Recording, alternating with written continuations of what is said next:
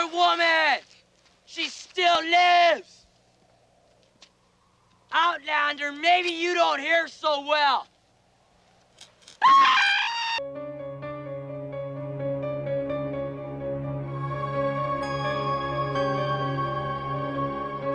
Hello, welcome to Wages of Cines, 31 Days of Horror 2016. I am Eric Miller, joined by the lovely Claire Chavez. And what do we review tonight? We are reviewing Children of the Corn. Stephen King's Children of the Corn, an adult nightmare. The OG original. Yeah. What year was that made? Don't know. 84. How many did they make? I'll get to that because I got a list of it. It's okay. Who was in this? Give us some stars, you know? Some guy named Bert and then Sarah Connor, but the shitty version. This is a pre-Terminator. Linda Hamilton is in this. Mm-hmm. It's got the kid who played Joe, the little kid, was showed up in Monster Squad. Wolfman's Got Nards. She's never seen it. Let's see. It's got Amos is John Philbin, who is Chuck from Return of the Living Dead. Who hasn't seen that movie? I've seen it, but who's Chuck? Which one's Chuck's Chuck? the guy who's like the stoner guy who's like trying to hook up with the girl. No? That was a horrible impression. They're in the graveyard and the girl's like all sad and he's like, I like you. I'll send you it. Anyway, it has, let's see, John Franklin as Isaac, the leader of the child cult who may be a grown-up in a boy's body. Yeah, his face is really old. He did not age to whatever old age he is well. He was Cousin It in the Addams Family movies. Really? Fun fact. Did not know that. Now you do. Who else? Got the awesome, fiery-haired, soulless ginger. Perfect feather. Courtney Gaines as Malachi. Now, I will say that this movie, when I first watched it, it made me afraid of corn, and it made me afraid of redheads. Because my character of Malachi, who's like the lieutenant, the enforcer, he is just terrifying. I don't know if you felt that way. I did not feel but that way. But every scene he's in, he's like, rah, rah, get them, the Outlander! Sorry. Exactly like that. I am Malachi. Anyway, so the plot of this movie is that there's this little bit of spoilers going here. Lots for those. of them. There's an evil entity that called He Who Walks Behind the Rose, who basically commands the children of the town to basically slaughter all the adults. Yes. And then from that point on, anyone, when they get to the age of 19, they are sacrificed to him. And we're assuming that He Who Walks Behind the Rose provides, food and health to these kids in exchange for these sacrifices because there's no adults around anymore. See, I slightly disagree with that. Right. I think health, he keeps them healthy, if they fall out of a tree, break their arm, they're okay. I don't know. But I do think that they're little self-sustainers. I think that they take care of the corn and eat it, Well, they do. It is shown they use the corn to make gasohol. Yeah, so they're making fuel. But you can't live off of corn. And they're making You just little can't. corn bowls and, they're So drinking cute. blood. So I think they're minimally getting by without adults. Okay, yes, and so the story is that the doctor in training, Robert, and his lovely girlfriend, Vicky, are traveling to, I guess, his internship hospital.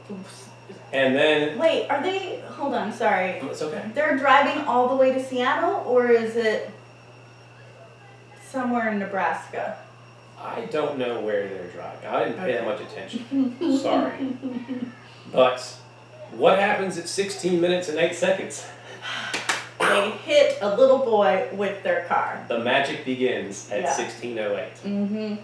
So, fun story. I first saw this movie when I was in between like the 4th grade or the 6th grade That's terrible.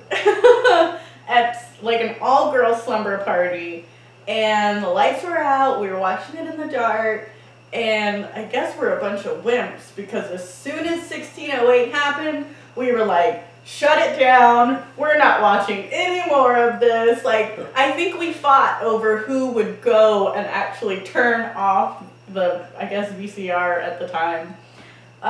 Children of the camp. Yeah, and so half of us, I feel like we're screaming for somebody to go and turn off the movie because we were so scared. Yeah. And the other half of us were like, no, we're not going to do it because we're too scared. But this whole time the movie is playing and we're just scared. I never watched it again until, like, I don't know, I was a teenager. So, Like an older teenager, like 17 or 18. so what were your overall thoughts of this lovely movie? It's okay.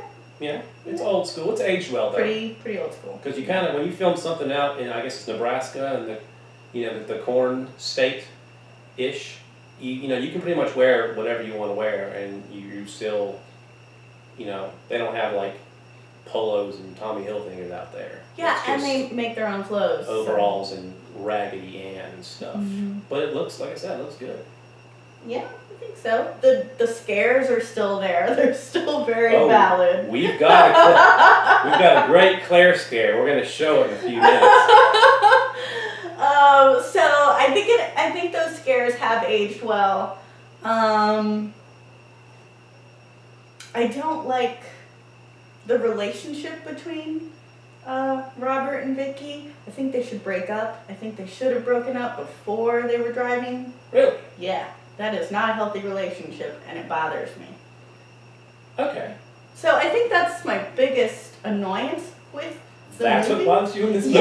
Yeah, it's like, dude, Vicky, he's an asshole. So the whole kids killing adults and sacrificing other people didn't bother you at all? No, I mean, that just goes along with the plot of, a demon hiding in corn who May or may not be the Jolly Green Giant. to brainwashing children to Oh. eat their vegetables and kill their parents. Yeah.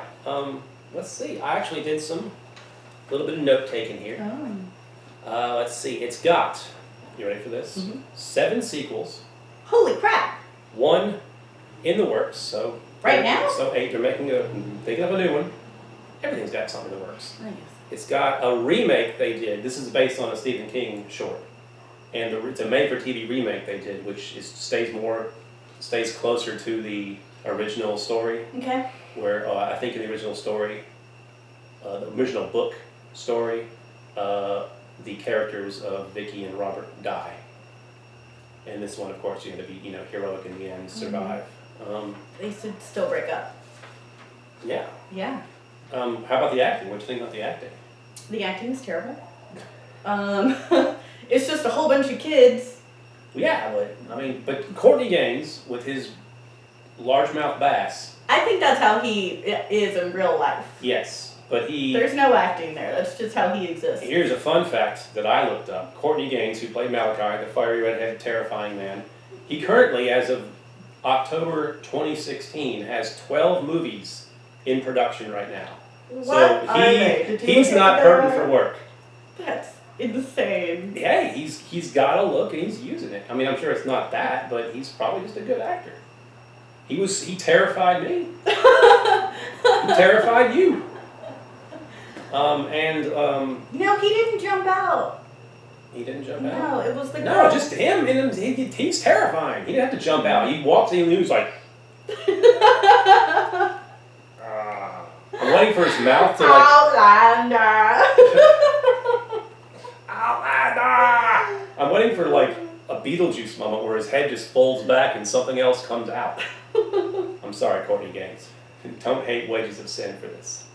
And the kid who played Isaac the leader, he had a very convincing authority. Yeah, he's pretty creepy. And for a little while, the way when he's near the end when he's yelling and barking out, get him, he reminded me of the kid from Legend. Which hurt my soul, because I'm sorry, the character in Legend's name is? Gump. Gump. I thought it was the same act because he has the same, that kind of raspy voice. No. You kind of thought it too. I second guessed my Gump for a little while because you can't go from the pure evil to like pure good. Note to watchers: never second guess Gump. Mm-mm. Okay. So that would have crushed me a little bit if I had found out that they were the same people. Favorite scene? Did you have a favorite scene? Favorite Or favorite, just something favorite from the movie?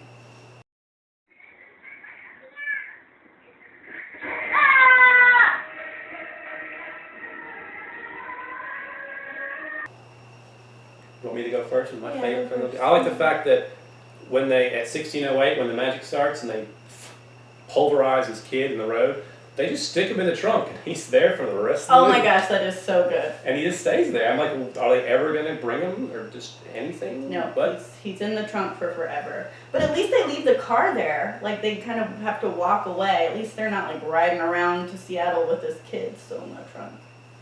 well, we haven't watched any of the sequels, so we don't know about that. They do. Their car doesn't work. It's full of corn. It is full of corn. They have to abandon the car and the trunk. Mm. Okay, so you want to do some rating system? No, I want to talk about Oh. teenage sex. So, Let's! here's my logic. Follow along with me because I think it's pretty sound. If people die, well, they get sacrificed at the age of 19, then logically, we just have to wait for the entire population, child population of the town to just kind of age out of existence unless they're having teenage sex. Or if there is the entity, he who walks behind the roses, giving, making them reproduce. You could be right. There's no mention of how the kid, from the beginning of the movie is 3 years before. Mm-hmm. So they've only been at this child city. Gatlin is the name? They've only been at this for 3 years. Right. So we're not sure if, you'd have to just extend it out and see what happened. But there's no mention of how new kids come along, because since everyone is sacrificed at 19. Yeah. Like young Amos. Mm-hmm. Anything else? I had something. Oh, this is a good one too. So, you know how when you're reading a book and it's what? You read those? But it's narrated by somebody, like from first person. And it made me think of this because in the beginning of the movie, the little boy is narrating the flashback. So this could be like a mind-blowing moment of what if we're seeing the entire movie through this little boy's eyes. Okay. Or at least the flashback. So can we trust our narrator? But he helped save the day. Not trust him as in, he's a good person, but can we trust the validity of his narration, the way the story Because he's a is kid. good. Yeah, because he's a kid. I never ever thought about that. I was creeped out by Malachi. We're just, Malachi's going to be hiding under your bed tonight. Thanks. Appreciate that. But something to think about, right? So remember in Wes Anderson's Moonrise Kingdom, where the story is told by a child. So there are lots of little subtleties, like he does this impossible jump over the creek, and that's because children tend to over-exaggerate things. So you're saying that all the parents might have not been slaughtered by the kids, they might have just died somehow, and he's just making a story to fit the narrative kind of thing? Maybe. And maybe it's not even the boy, maybe it's the girl, because she's the super artistic one. She has the gift of, Sight? premonition drawings. She draws what's going to happen, and therefore, apparently drawing is banned in this town. Drawing, dancing, just like others. Did you just make a Kevin Bacon reference? Yeah. Okay, so, you have a favorite scene, or? No, I couldn't think of one. I am a fan. One thing that terrified me that the corn was when Bert is first walking towards the cornfields and the stalks just open up. Mm-hmm. That probably is what terrified me. I was Yeah, like, that's corn ain't scary. supposed to do that. So yeah, that might be why. I like that That scene. is That's pretty very creepy. good. A very good holy moly moment. He still goes into the corn that has just what 3 feet is. Okay, so. Um. Oh, Claire has more. Yeah, I can't think of one. I do think that, the corn like moving and coming alive is pretty creepy. I don't understand why people find corn generally creepy. Like this I isn't. think it's just because it's taller than you, and you get out there in the field, you could easily get turned around and lose your way. Hence the corn maze. Yeah. Alright. I don't know. Especially when you're a small kid and you're out there and it's twice as tall as you, and next thing you know, you're running in the wrong direction and you're running for however long the cornfield lasts. Apparently in Nebraska, it lasts for a long time. Yes. Okay, so Ratings. well, the rating scale is 1 to 5. We usually do a poop scale if it's a bad movie, but if it's a good bad movie or a good movie, we give it something. We rate it based on something from the movie. Same scale, 1 to 5. You want me to go first? Yes. I will give this, on a scale of 1 to 5, 3 angry, screaming Malachi faces. That is my scale. All right. Because it's it's one of those, I could watch it probably every 3 months or so, if I owned it, which I don't, but she does. I own it and I don't watch it that frequently. Well, now you will. Yeah, it's an enjoyable early first in a series movie before things got, pardon the pun, corny. Okay, sorry, you? I will also give it 3 Blue Mans! You Yeah. said Blue Man twice. Blue Man! Thank you. Who was Yeah. the Blue Man? He was a police officer who tried to kill the demon. And I would like to say, it's a pretty shoddy demon if you can, beat him with fire. Well, they're using a lot of the whole premise of the movie is, false prophets. The child shall lead them, but the child's the false prophet in Isaac, and the kids just don't know any better, so they listen to him, and he's being, Isaac is the puppet of the bigger bad.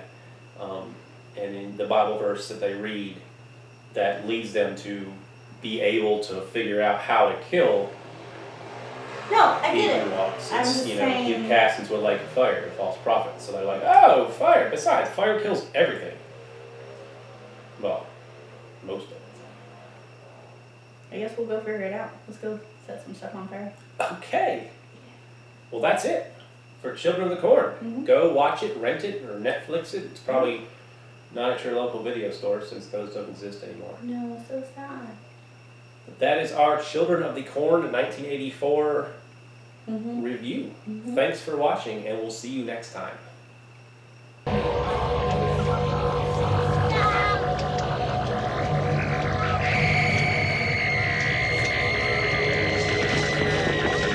Mm-hmm.